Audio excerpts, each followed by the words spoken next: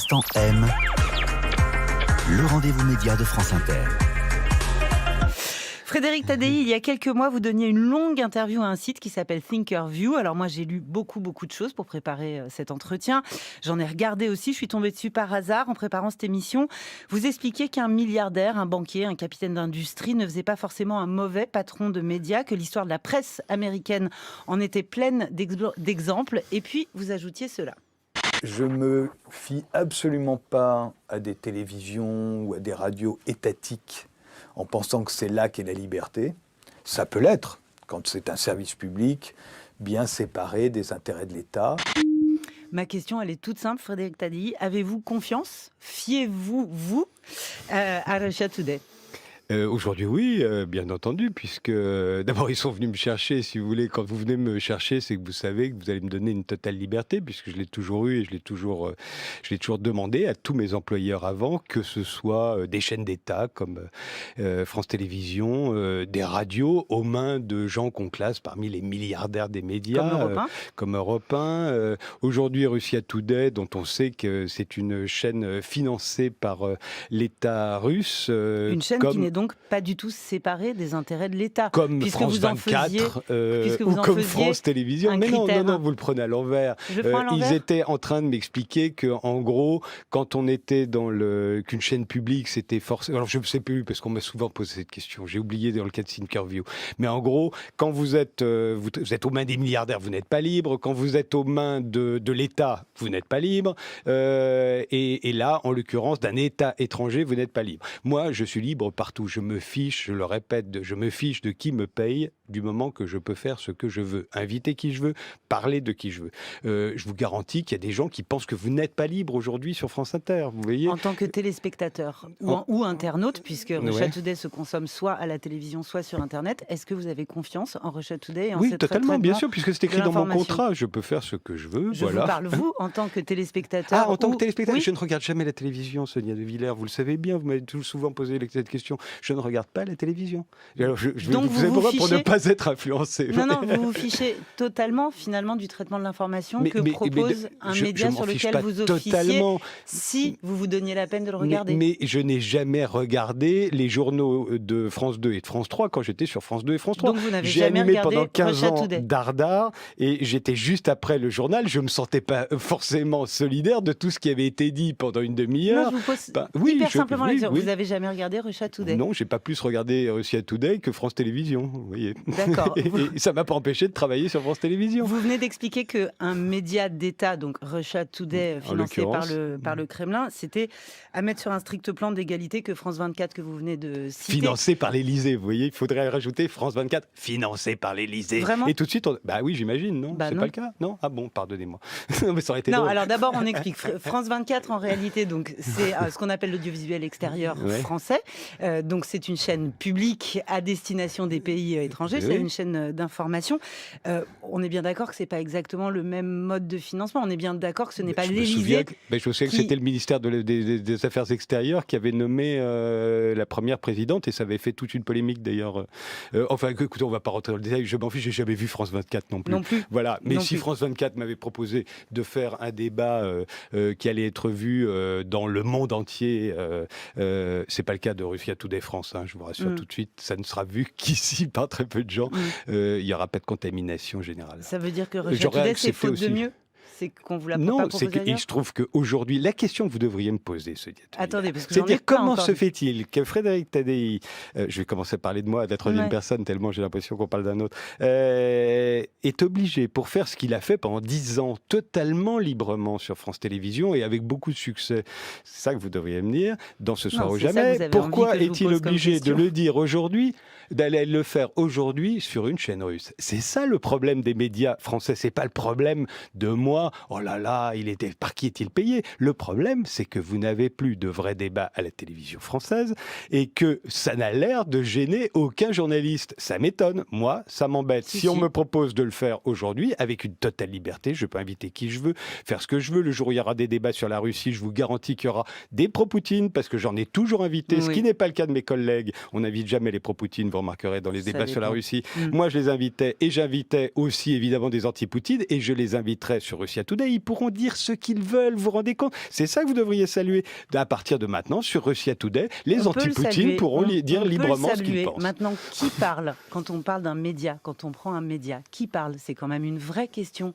Je ne comprends pas la question. Vous ne comprenez pas la question? Quand elles sont vraies, j'ai du mal. Non mais voilà, c'est ça. C'est-à-dire que qui parle? Je veux bien qu'on dise que France 24 est un média public exactement comme Russia Today est un média russe public. Il se trouve que France 24 n'est pas financé en direct par l'Élysée. Oui. Non, mais c'est un impôt qui est voté par une loi de finances au Parlement et par la représentation citoyenne. Ça fait une grosse différence et ça fait que France 24 diffuse, par exemple, dans le monde entier, les auditions de Benalla au Sénat et que ça, c'est un gros caillou dans la chaussure d'Emmanuel Macron et que Russia Today ne fait pas de diffusion en direct d'audition de gens qui sont des gros cailloux dans la chaussure de Vladimir Poutine. Je ne sais pas, je parle pas russe, donc je regarde pas Russia Today en Russie. En tout cas, vous ne voulez pas non, savoir. Je m'en fiche. Non, mais voilà, c'est-à-dire que qui parle, c'est quand même un vrai sujet. Et évidemment, vous en êtes absolument conscient, parce que c'est des questions que vous avez souvent posées dans Ce Soir ou Jamais.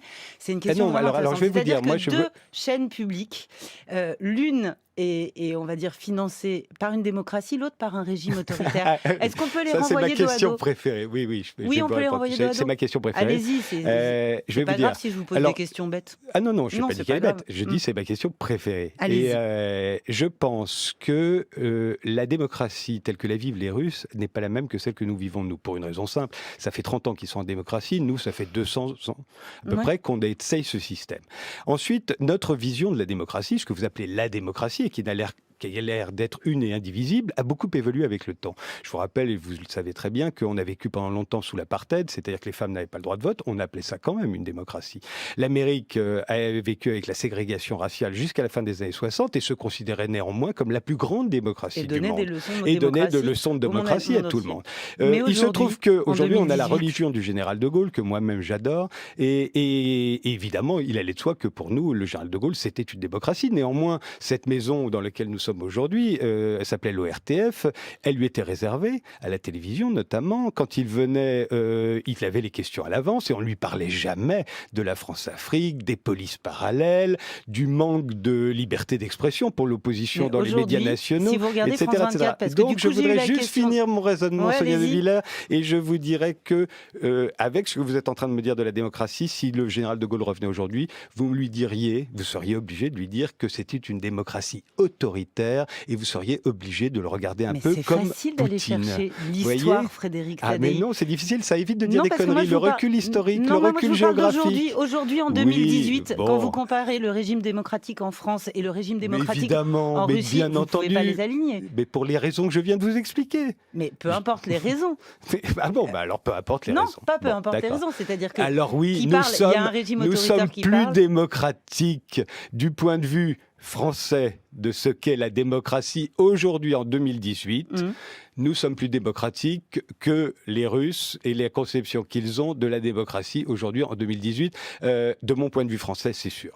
C'est sûr. Voilà. Vous intitulez, parce que vous n'êtes pas une provoque près, et vous venez de parler du général de Gaulle, donc de 68. Il y a un de vos chroniqueurs sur France Inter qui me l'a reproché, je crois, récemment. Je n'ai pas entendu, mais pas que c'était drôle. Moi non plus. Alors, vous intitulez votre émission « Interdit d'interdire ». Pourquoi ? Justement parce que je pense que... Au nom de cette liberté. Oui, alors, je voulais que je vous réponde. C'est comme ça, c'est pour Vladimir Poutine.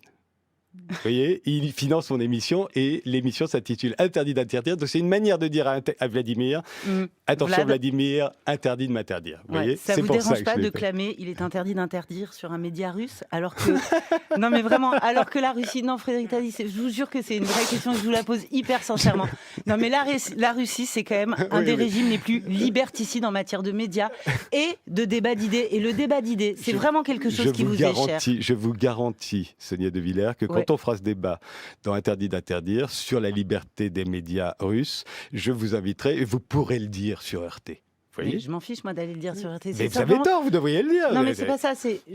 Moralement, ça vous gêne pas de clamer interdit d'interdire, d'en faire un slogan, d'en faire une marque sur RT. Je n'ai pas... Écoutez, je vais vous dire, je vous envie d'avoir la certitude que nous pratiquons... J'ai pas de certitude, je vous pose des questions et je me pose des questions. Mais vos questions partent de quelque part, comme vous dites. D'où tu parles. On parle tous de quelque part. Donc, je vous envie d'avoir l'impression que nous, occidentaux, nous pratiquons un journalisme impartial, totalement totalement à une altitude extraordinaire, sans jamais aucun préjugé, aucun parti pris.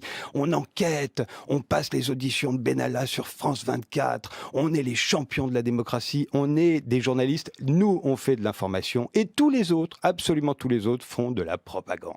Les autres sont les agents, les relais de tyrannie ignoble. Mais quelle mauvaise foi. C'est ce que vous êtes en train de me dire. C'est de super mauvaise foi. C'est-à-dire que envie. nous, on fait le journalisme qu'on fait en France et il est parfaitement critiquable. Et heureusement qu'il y a des gens pour le critiquer. Et notre démocratie aussi, ou elle n'est pas critiquable? Et elle est critiquable aussi. C'est bien pour ça qu'Alexandre Benalla est au Sénat et c'est bien pour ça que France 24 rediffuse ses auditions. Non, mais je veux dire, en France, on n'enferme pas les blogueurs, on n'enferme pas les journalistes. On n'a pas des cinéastes qui sont à plus de 130 jours de grève de la faim parce qu'ils ont osé publiquement s'opposer à l'annexion de la Crimée, c'est quand même... Enfin, voilà.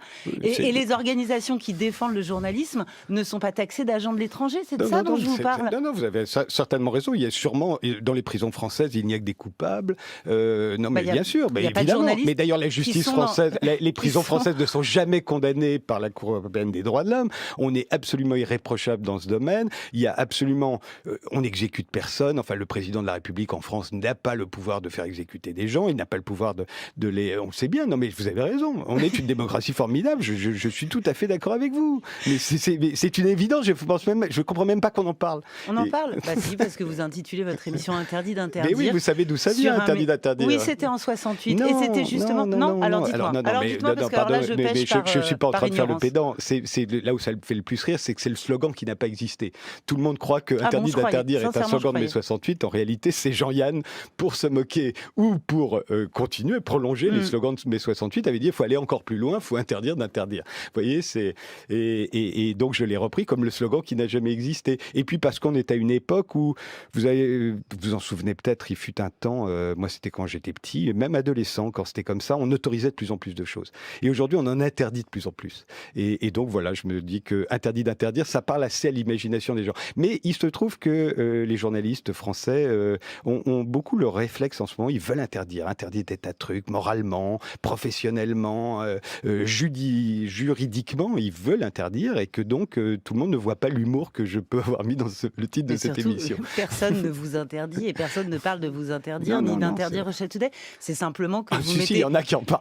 Non, mais attendez, Frédéric Tadei, c'est simplement, je vous fais remarquer que vous en faites justement un mot d'ordre, interdit d'interdire. Absolument, qui s'adresse aussi à mes employeurs. Voilà, mais qui est financé par un régime qui interdit beaucoup et qui interdit le débat d'idées. Pour moi, il y a une vraie contradiction morale. J'ai fait il n'y a pas très longtemps un débat sur Europe 1 sur la Russie et il y avait des gens qui, à la différence de vous et moi, parlent russe et qui me disaient que dans les médias russes, on pouvait parfaitement dire de tout le mal qu'on pensait de Vladimir Poutine. Dans les médias russes, pas forcément sur Russia Today, que j'ai jamais regardé dans sa version française, ni dans sa version russe, comme vous l'avez compris. Tant mieux si ça vous a rassuré, voilà. Frédéric Tadei. Mais il paraît que oui, on peut dire tout ce qu'on veut sur Vladimir Poutine. Il n'a pas besoin de ça. De toute façon, il est tellement populaire en Russie que...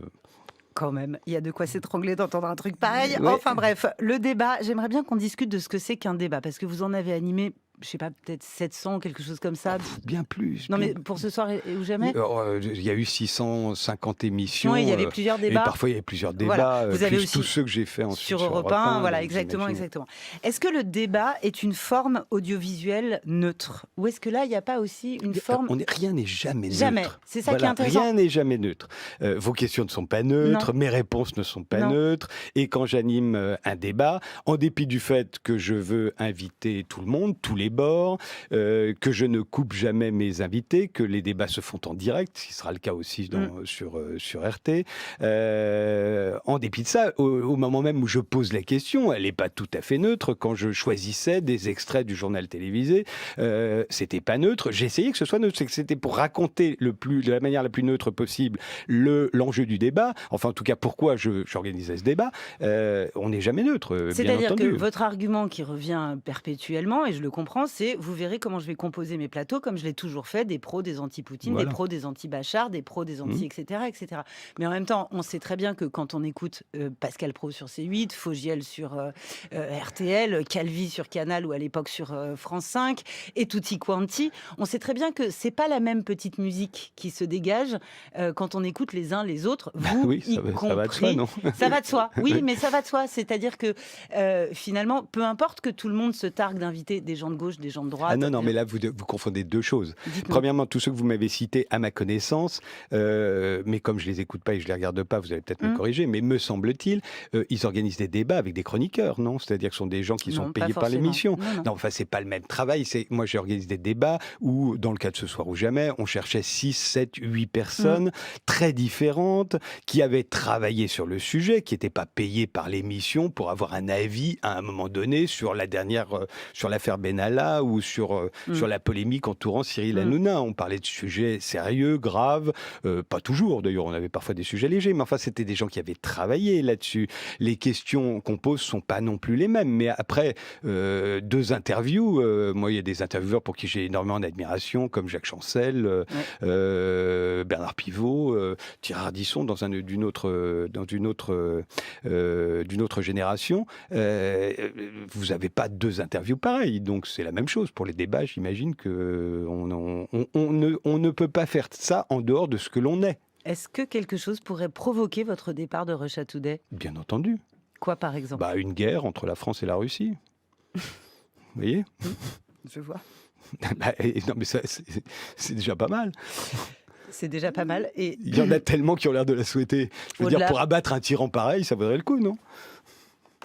Qu'est-ce que vous pensez de Vladimir Poutine? Franchement, rien. Franchement, rien. D'abord, je m'interdis de penser, en tout cas de dire ce que je pense, parce que sinon, demain, quand j'animerai ce fameux débat, si j'ai dit ce que je pensais de Vladimir Poutine, forcément, les invités viendraient plus à reculons, alors que moi, ils viennent toujours dans mes émissions, quels que soient les bords, parce qu'ils savent que je ne serai le procureur ni le défenseur de personne, et puis parce que je m'interdis d'avoir des jugements. C'est là où je vous dis, je plaisante pas quand je vous dis, je vous envie de vos certitudes. J'en ai pas des certitudes. Je vous pose des questions et c'est pour ça que je vous les pose. Vraiment. C'est pour ça, et parce que c'est des questions que je me pose à moi et je vous les pose. C'était pas sur le ton de la question. Si, c'est sur le ton de la question, mais c'est-à-dire quand par exemple, Noël Mamère rejoint le Média, qui est la web télé créée par des mélenchonistes, il claque la porte au moment où il y a un traitement de la Syrie qui va à l'envers de toutes ses convictions, de tous ses principes journalistiques aussi. Là, il claque la porte. Est-ce que ça peut vous arriver? Non, c'est pas. Non, non, parce que qu'est-ce que vous voulez? Je vois comment. C'est navrant comme mais question. non, c'est pas ça. Allez-y. C'est que je ne sais pas ce qui s'est passé aux médias. On a tendance aujourd'hui à juger tout et n'importe quoi l'emporte-pièce. On ne sait pas. On porte des jugements. Il se trouve que si j'ai bien compris, je regarde pas le média, mais si j'ai bien compris, le média a analysé un événement en Syrie très différemment du reste, de la quasi-totalité des médias français qui, sur la Syrie, comme chacun sait, sont les seuls à obéir à un journalisme totalement impartial. Il se trouve que le média n'a pas fait ça. Je ne sais pas pourquoi. Ils avaient vraisemblablement tort, puisque l'ensemble des médias français voyaient les choses autrement. Donc je suis persuadé qu'ils avaient tort. Est-ce que pour autant j'aurais quitté le média si j'avais travaillé au média parce qu'il y avait eu cette erreur?